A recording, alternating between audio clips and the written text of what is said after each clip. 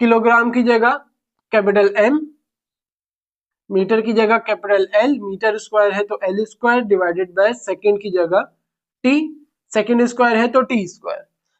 Assalamualaikum. I hope you all are doing well. Today is our another lecture of first year physics chapter 5 और आज हम देखेंगे potential energy क्या होती है।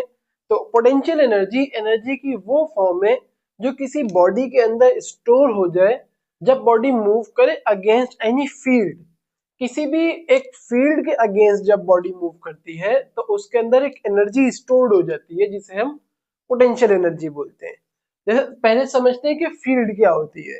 जैसे सपोज करें कि हमारे पास एक मैग्नेट है, एक मैग्नेट है साउथ और नॉर्थ।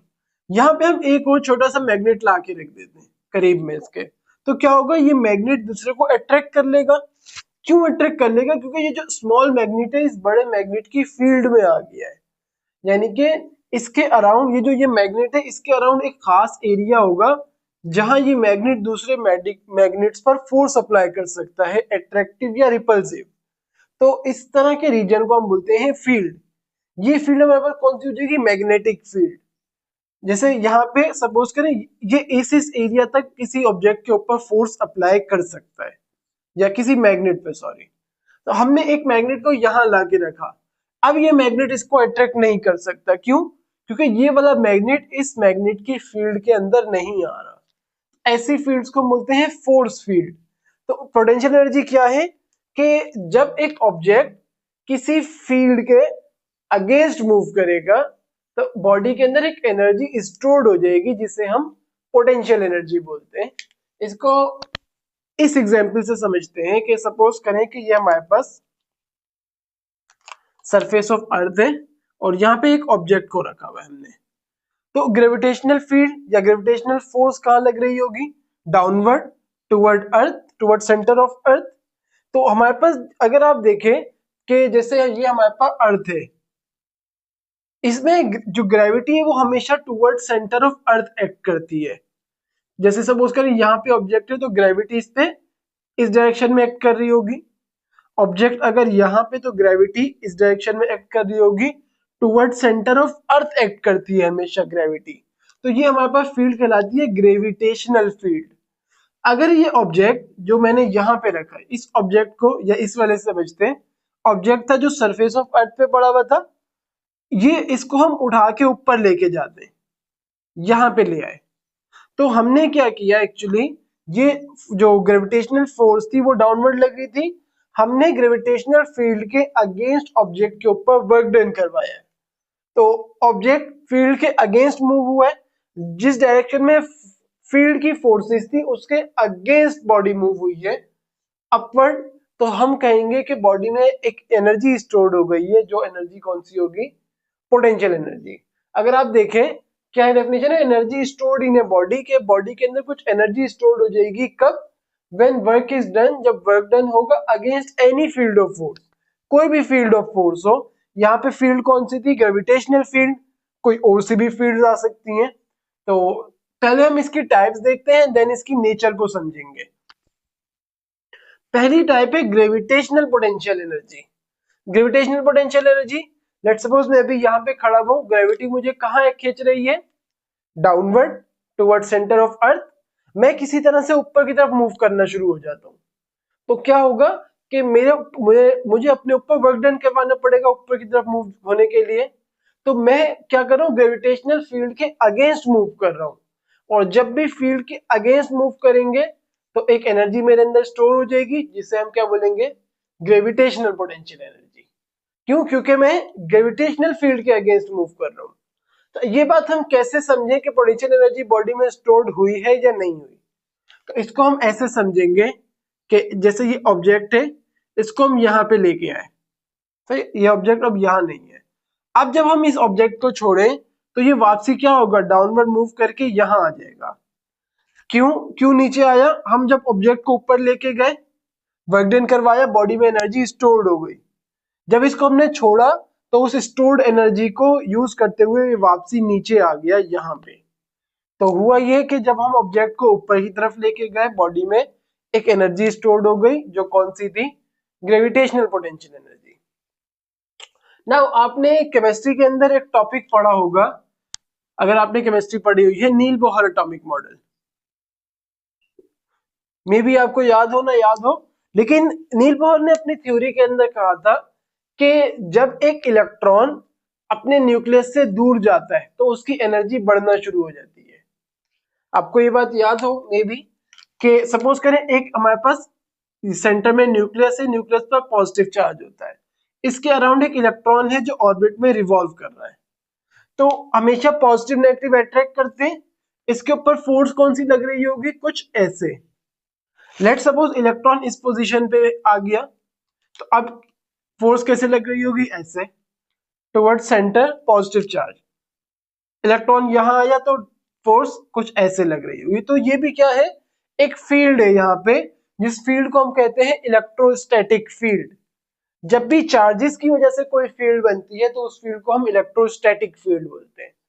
अब सपोज करें कि इलेक्ट्रॉन को हमने न्यूक्लियस से दूर लेके जाना है, तो आपने ये बात पढ़ी होगी कि जब भी हम इलेक्ट्रॉन को न्यूक्लियस से दूर ले जाना चाहते हैं तो हमें इलेक्ट्रॉन को एनर्जी देनी पड़ती है। इलेक्ट्रॉन को जब हम एनर्जी देते हैं तो क्या होता है, वो अपनी एक्साइटेड स्टेट में चला जाता है। एक्साइटेड स्टेट मींस अपने ऑर्बिट से निकल के जो उससे ऊपर वाला ऑर्बिट है उधर चला जाता है, यहां से जंप करके ऊपर आ गया। जब ये न्यूक्लियस से दूर हुआ तो इसकी एनर्जी बढ़ जाएगी। तो क्या होगा कि एनर्जी हमने प्रोवाइड की इलेक्ट्रॉन को, इलेक्ट्रॉन अपने ऑर्बिट से निकल के न्यूक्लियस से दूर चला गया। तो फोर्स कैसे लग रही थी, इस डायरेक्शन में। इलेक्ट्रॉन किस तरफ मूव हुआ है, इस डायरेक्शन में। तो वर्क डन कैसे हुआ है, अगेंस्ट इलेक्ट्रोस्टैटिक फील्ड हुआ है। तो इलेक्ट्रॉन के अंदर एक एनर्जी एब्जॉर्ब हो जाएगी और वो एनर्जी होती है इलेक्ट्रोस्टैटिक पोटेंशियल एनर्जी। मैं एक बार फिर बताता हूं, यहाँ पे इलेक्ट्रॉन था, फील्ड की फोर्स टुवर्ड न्यूक्लियस लग रही है, लेकिन इलेक्ट्रॉन को हमने एनर्जी प्रोवाइड करके इलेक्ट्रॉन दूर चला गया, तो इलेक्ट्रॉन पर वर्क डन हुआ है, अगेंस्ट फील्ड हुआ है, तो इलेक्ट्रॉन में एक एनर्जी आ जाएगी और वो एनर्जी कौन सी होगी, electrostatic potential energy. Now last one हमारे पास होते हैं elastic potential energy. Elastic potential energy, जैसे सपोज करें कि हमारे पास एक रबर बैंड है, हमने उसको खींचा और जब हम छोड़ेंगे तो क्या होगा, वापसी अपनी इनिशियल स्टेट पे आ जाएगी। तो हमारे पास जब हमने उसको खींचा, जैसे सपोज करें कि एक रबर बैंड है और हमने उसको ऐसे खींचा, ऐसे पकड़ के खींचा इसको हमने, तो क्या हुआ कि हमें कुछ ना कुछ फोर्स अप्लाई करनी पड़ रही है। जो इलास्टिक फील्ड है वो इस डायरेक्शन में एक्ट कर रही है, ऐसे हम अगेंस्ट द फील्ड फोर्स लगाएंगे, तो हमारे पास क्या होगा कि जो रबर बैंड है उसके अंदर एक एनर्जी एब्जॉर्ब हो जाएगी, स्टोर्ड हो जाएगी, जो कौन सी होगी, elastic potential energy. Same spring में भी यही है, स्प्रिंग है उसको हमने पकड़ के खींचा, तो क्या होगा, जब हम उसको छोड़ेंगे तो वापसी अपनी इनिशियल स्टेट पे आ जाएगा। जब हमने उसको खींचा तो हमने against the field work done करवाया है, तो जब हम उसको छोड़ेंगे तो जो स्टोर्ड पोटेंशियल एनर्जी थी उसके थ्रू दोबारा इनिशियल स्टेट पे आ जाएगी बॉडी। इसी तरह लेट्स सपोज एक मेटल की रॉड है और हमने उसको ऐसे बेंड करने की कोशिश की, बेंड तो नहीं हुई, जरा सी बेंड हुई थी, जैसे हम छोड़ेंगे वो वापसी अपनी इनिशियल स्टेट पे आ जाएगी। तो ये हमारे पास क्या होती है, इलास्टिक पोटेंशियल एनर्जी। क्यों, क्योंकि हमने वर्क डन किया था अगेंस्ट द फील्ड, और जब भी हम अगेंस्ट द फील्ड मूव करते हैं तो बॉडी चाहती है कि अपनी इनिशियल स्टेट पर आ जाए। तो हम इसमें से एक को थोड़ा सा एलिब्रेट करते हैं, जो ग्रेविटेशनल पोटेंशियल एनर्जी है, और इसको ऐसा करने का रीजन ये क्योंकि ये हमारे कोर्स में ज्यादा यूज होती है। तो सपोज करते हैं कि हमारे पास एक बॉडी है जिसका मास m है और वो इनिशियली सरफेस ऑफ अर्थ पर पड़ी हुई है, जैसे हमने थोड़ी देर पहले अज्यूम किया था कि सपोज करें ये हमारे पास सरफेस ऑफ अर्थ है और यहाँ पर एक ऑब्जेक्ट है जो स्टेशनरी स्टेट में पड़ा हुआ है, सही, और इस ऑब्जेक्ट का मास है m। हमने ये किया कि इस ऑब्जेक्ट को मूव करके ऊपर की तरफ लेके आए स्लोली कांस्टेंट वेलोसिटी से। इसको हमने ऑब्जेक्ट को पकड़ा और उठा के ऊपर लेके आ रहे हैं विथ कांस्टेंट वेलोसिटी, और ये ऑब्जेक्ट लेट सपोज यहाँ आया था, यहाँ से मूव करते हुए यहाँ आया और हम इसको यहाँ तक ले आए।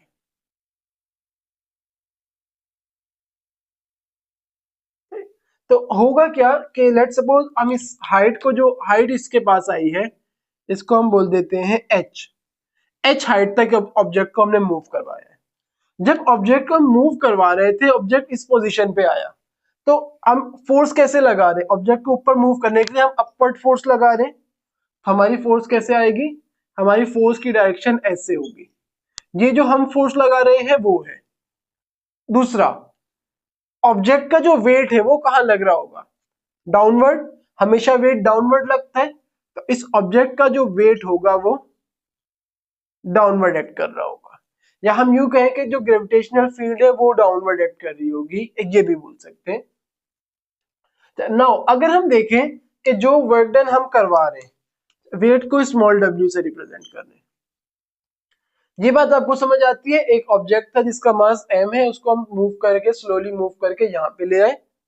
जब इसको मूव कर रहे होंगे तो हमारी फोर्स अपवर्ड लग रही होगी और ऑब्जेक्ट का जो वेट है वो डाउनवर्ड लग रहा होगा, और जो ऑब्जेक्ट ने टोटल हाइट कवर की वो हमने बोल दी h। सो अगर हम देखें कि जो हमने वर्क डन करवाया है वो वर्क डन किसके बराबर होगा? वर्क डन हमारे पास बराबर होता है, as we know that, work done बराबर होता है F डॉट डी के।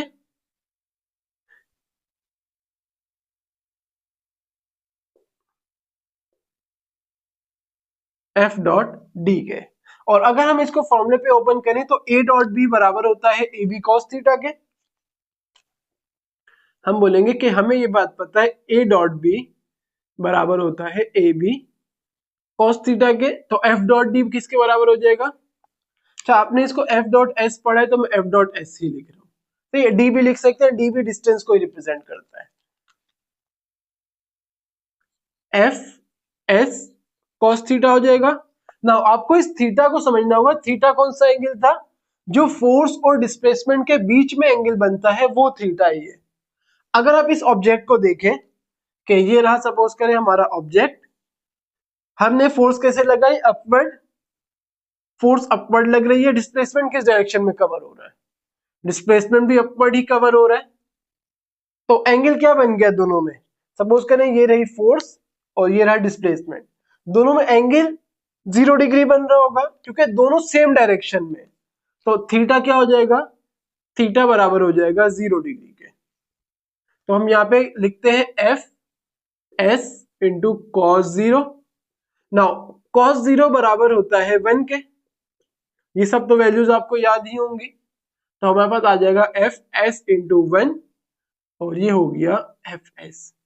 ये हमारे पास क्या आया? ये वर्क डन आया है जो ऑब्जेक्ट के ऊपर हो रहा था। नाउ अब हमारे पास जो फॉर्मूला है फोर्स का, कि ऑब्जेक्ट पर जो फोर्स लग रही है वो किसके बराबर होगी? फोर्स बराबर होगी वेट ऑफ द ऑब्जेक्ट के। अगर आप इस चीज को समझें, इसको मैं दो तरह से समझाने की कोशिश करता हूं कि सपोज करें कि कोई मेरी बॉडी है, मुझे मेरी बॉडी को कोई ऊपर की तरफ लिफ्ट कर रहा है, तो मेरा वेट जितना डाउनवर्ड लग रहा होगा उसको उतनी ही फोर्स लगानी पड़ेगी मुझे ऊपर की तरफ मूव करने के लिए। तो क्या होगा? जो मेरा वेट है वो उस फोर्स के बराबर हो जाएगा। या इसको ऐसे भी समझ सकते हैं कि आपने कंडीशंस ऑफ इक्विलिब्रियम पढ़ी है। कंडीशंस ऑफ इक्विलिब्रियम क्या कहती थी? कि sum of all the forces in any axis must be equals to 0। हमारे जो ऑब्जेक्ट है, मैंने क्या कहा था, अपवर्ड मूव कर रहा है, कैसे? कांस्टेंट वेलोसिटी से, यानी कि बॉडी क्या है? इक्विलिब्रियम में। बॉडी की वेलोसिटी जब कांस्टेंट होती है तो बॉडी इक्विलिब्रियम में होती है। अगर मैं कहूं कि अपर डायरेक्शन में फोर्सेस पॉजिटिव है और sum of all the forces in Y direction equals to 0 है, यानी कि अपवर्ड फोर्सेस पॉजिटिव होंगी, डाउनवर्ड फोर्सेस नेगेटिव होंगी। अपवर्ड फोर्स F है, डाउनवर्ड फोर्स W है, इज इक्वल्स टू 0, और F बराबर हो जाएगा W के। यानी कि जो फोर्स अपवर्ड लग रही है वो बराबर होगी वेट ऑफ द ऑब्जेक्ट के। तो हम यहाँ पे यही लिखेंगे कि ये जो फोर्स लग रही है ये बराबर है ऑब्जेक्ट के वेट के, और दूसरे जो डिस्प्लेसमेंट है S, ये किसके बराबर है? हाइट के, h के। तो हम इसे रिप्लेस करते हैं, W is equal to F की जगह आ जाएगा W और ये h आ गया। नाउ ऑब्जेक्ट का वेट किसके बराबर होता है? W equals to mg। तो हमारे पास आ जाएगा mj h। ये हमारे पास वर्क डन आ गया है।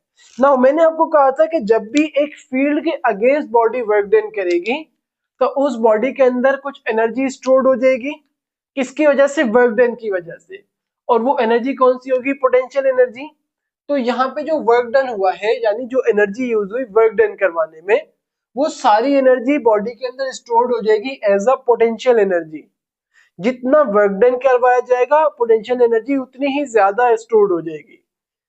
जैसे सपोज करें कि ये मार्कर है, यहाँ पे मैंने इसको यहाँ से यहाँ ले आया, क्या हुआ? यहाँ से यहाँ तक ले जाने में जो मेरी एनर्जी यूज हुई वो इस ऑब्जेक्ट के अंदर as a potential energy stored हो गई सारी की सारी।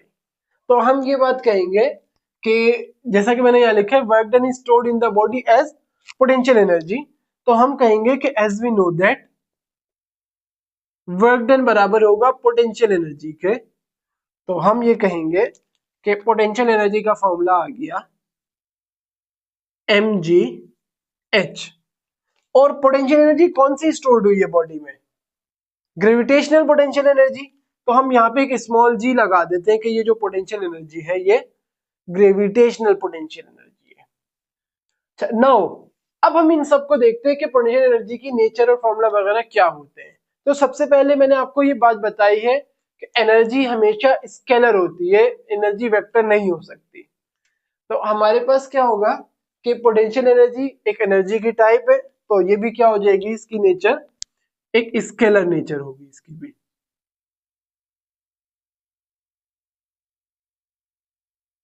नाउ फॉर्मूला हमने ये देखा ग्रेविटेशनल पोटेंशियल एनर्जी के लिए, और हम मेनली पोटेंशियल एनर्जी में ग्रेविटेशनल पोटेंशियल एनर्जी को ही पढ़ेंगे। तो हम फॉर्मूला यही वाला यूज करते हैं कि फॉर्मूला जो आया है वो है mgh। नाउ यूनिट क्या होगी? एनर्जी है, यूनिट तो हमेशा जूल होती है। फिर भी इसको देख लेते हैं कि यूनिट निकालने की कोशिश करते हैं। फॉर्मूला हमारे पास आया है पोटेंशियल एनर्जी का mgh, मास की यूनिट किलोग्राम, ग्रेविटी की metre per second square, into height की डिस्टेंस है मीटर। तो किलोग्राम हमारे पास आ रहा है kilogram metre per second square into metre.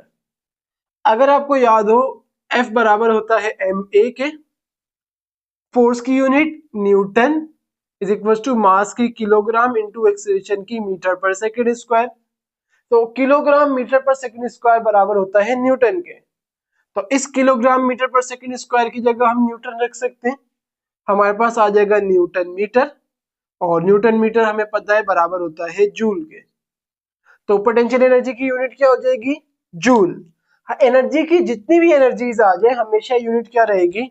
Joule ही रहेगी। भले से वो काइनेटिक एनर्जी हो, पोटेंशियल एनर्जी हो, या कोई सी भी एनर्जी हो, हीट हो, साउंड एनर्जी हो, यूनिट हमेशा जूल रहेगी। तो हमारे पास यूनिट भी पता लग गई हमें, क्या यूनिट है? Joule. Now last one dimension. Dimension क्या होगी? डायमेंशन हम कहां से निकालेंगे? डायमेंशन हम इसी फॉर्मूले से निकालते हैं। हमने क्या किया? ये सिंपल यूनिट्स पुट करवाई, इसे मल्टीप्लाई कर दें अगर, तो हमारे पास आ जाएगा किलोग्राम इनटू मीटर स्क्वायर पर सेकंड स्क्वायर। नाउ डायमेंशन निकालने का तरीकेकार क्या होता था कि हम किलोग्राम की जगह पर कैपिटल M लिखते हैं, मीटर की जगह पर कैपिटल L लिख देते हैं, और सेकंड की जगह पर कैपिटल T लिख देते हैं। तो यहाँ पे यही करेंगे, किलोग्राम की जगह कैपिटल M, मीटर की जगह कैपिटल L, मीटर स्क्वायर है तो L square divided by second की जगह T, सेकंड स्क्वायर है तो T square. Now T square ऊपर ले आए अगर, तो हमारे पास आ जाएगा ml स्क्वायर T माइनस 2। तो आपने डायमेंशन भी फाइंड कर ली, क्या आई है? ml square T minus 2। यहां से आपको एक चीज याद करनी पड़ेगी कि हमने वर्क डन की डायमेंशन निकाली थी, यही आई थी। हमने काइनेटिक एनर्जी की डायमेंशन निकाली थी, यही आई थी। पोटेंशियल एनर्जी की डायमेंशन भी वही आ रही है। उसका रीजन क्या है कि वर्क डन की यूनिट क्या थी? जूल। काइनेटिक एनर्जी की यूनिट जूल, पोटेंशियल एनर्जी की यूनिट जूल। जब यूनिट सेम होती है तो डायमेंशन भी सेम होती है। एनर्जी, कोई सी भी एनर्जी आ जाए, उसकी यूनिट जूल रहेगी, उसकी डायमेंशन भी यही रहेगी, चेंज नहीं होगी कभी भी। फिर नाउ आपको एक और चीज समझनी होगी इस फॉर्मूले में कि मोस्टली हम इस फॉर्मूले को ऐसे भी लिख देते हैं कि पोटेंशियल एनर्जी बराबर है -mgh के। तो ये बात आपको समझनी पड़ेगी कैसे, और इसको मैं यहीं पे समझाता हूं कि सपोज करें कि मैंने कहा ये सरफेस ऑफ अर्थ पे ऑब्जेक्ट, हम क्या करते हैं कि सरफेस ऑफ अर्थ पे जो पोटेंशियल एनर्जी है उसकी वैल्यू एक्चुअल में जीरो नहीं होती। हमारे पास दो तरह की पोटेंशियल एनर्जीज हैं जिसको हम पढ़ते हैं, एक एब्सोल्यूट पोटेंशियल एनर्जी जिसका आगे इंशाल्लाह एक लेक्चर है पूरा बहुत लॉन्ग, और एक है रिलेटिव पोटेंशियल एनर्जी। जैसे सपोज करें कि मैं यहाँ पे खड़ा हूं, मैं कहूं कि मेरा डिस्टेंस कितना है, तो आप क्या बोलोगे, किसी ऑब्जेक्ट से बताएंगे डिस्टेंस। जैसे सपोज करें बोर्ड के इस कोने से मेरा डिस्टेंस कितना है, तो फिर डिस्टेंस बताया जा सकता है ना। मैं सिर्फ कहूं कि मेरा डिस्टेंस कितना है, आप बोलोगे किस रिलेटिव पोजीशन के रिस्पेक्ट से मेरा डिस्टेंस बताना है। जैसे सपोज करें आपसे मैं बोलता हूं कि मेरा आपसे डिस्टेंस 10 मीटर है, तो मैं आपको एज अ रिलेटिव पोजीशन बना के बता रहा हूँ। मैं किसी और को बोलता हूँ कि मेरा उससे जो डिस्टेंस है वो 10 मीटर है, 20 मीटर है, तो क्या कर रहा हूं, मैं अपने डिस्टेंस बता रहा हूं, अपनी पोजीशन को बता रहा हूं किसी और के रिस्पेक्ट से। सेम पोटेंशियल एनर्जी में भी ऐसा होता है कि जो पोटेंशियल एनर्जी है वो सरफेस ऑफ अर्थ पर जीरो नहीं होती, बल्कि हम एक वर्ड यूज करते हैं जिसको बोलते हैं डेटम पॉइंट।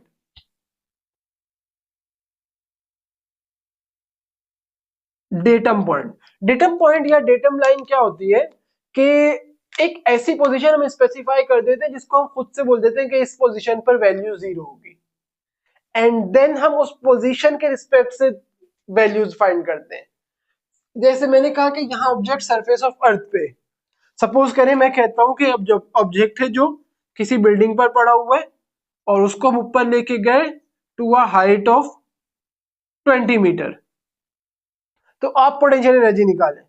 आप क्या करेंगे, फॉर्मूला लगाया mgh, और यहां से यहां तक लाने में जो वर्क डन यूज हुआ वो हमने फाइंड कर लिया, पोटेंशियल एनर्जी जो स्टोर हुई। लेकिन हमने इस हाइट को कहां देखा, होना तो ये चाहिए था कि हम यहां से लेके यहां तक की हाइट लेते, लेकिन हमने सिर्फ ये हाइट ली। तो क्या होता है कि हम पोटेंशियल एनर्जी जिस पॉइंट से मेजर करना चाह रहे होते हैं उस पॉइंट की पोटेंशियल एनर्जी सपोज कर लेते हैं कि वो जीरो है। जैसे मैंने कहा कि मैं पोटेंशियल एनर्जी ऑब्जेक्ट यहाँ पे था, यहाँ से यहाँ तक लाने में जो एनर्जी यूज हुई वो पोटेंशियल एनर्जी है।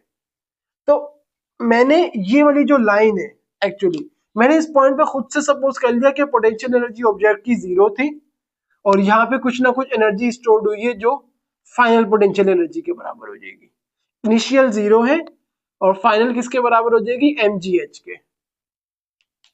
ये बात समझ आ रही होगी आई होप कि जहां से हम एनर्जी फाइंड करना चाह रहे होते उस पोजीशन की एनर्जी हम जीरो बोल देते हैं खुद से।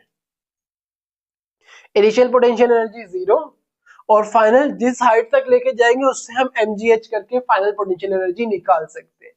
तो एक्चुअली जो हमने यहाँ पे W = PE लिखा है, इसका एक्चुअल एक्सप्रेशन होता है कि वर्क डन बराबर होगा चेंज इन पोटेंशियल एनर्जी के।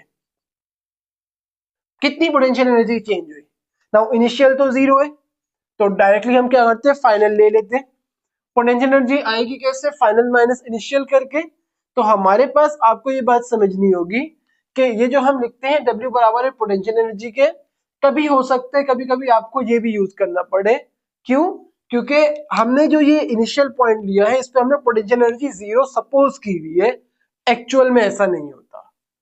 तो ये हमारे आपको ये बात याद रखनी होगी कि पोटेंशियल एनर्जी को हम रिलेटिवली फाइंड कर रहे होते हैं, एब्सोल्युटली भी फाइंड करते हैं। एब्सोल्यूट मींस एक्चुअल वैल्यू, जैसे जहां हमने इसको जीरो सपोज किया यहाँ भी पोटेंशियल एनर्जी की कुछ वैल्यू होगी, तो वो इंशाल्लाह हम आने वाले लेक्चर्स में देखेंगे।